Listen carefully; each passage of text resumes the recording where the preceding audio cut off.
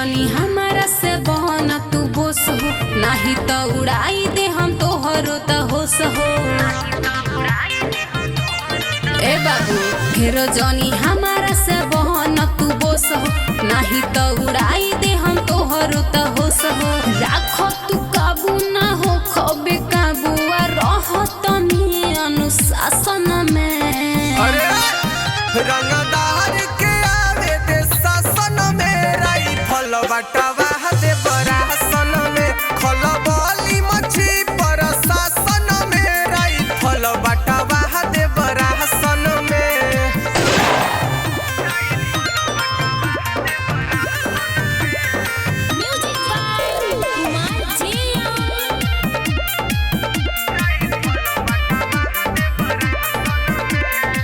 केतना आइले केतना गइले, केहू ना कुछु अभी कइले हो। तोहरा लेखा बात फेकवा लइका सुन बहुत करइले हो। हाँ हाँ सगरो धमाका होई, कमई है पाका होई।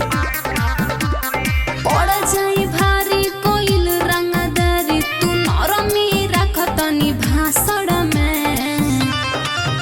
रंगदार के आवे दे शासन में, राइफल बटवा दे बरासन में। खलबली मछी पर शासन में, राइफल बटवा दे बरासन में।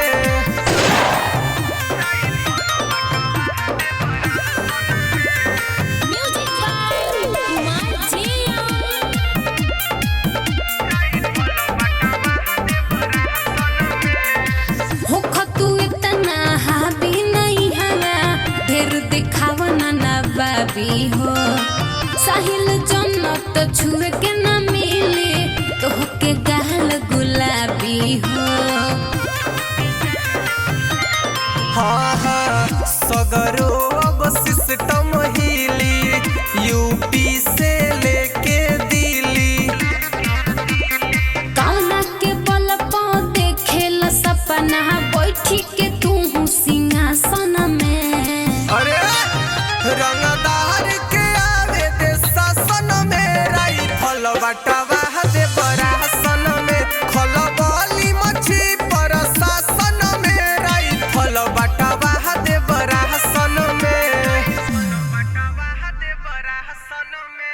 साई रिकॉर्डिंग स्टूडियो दिल्ली।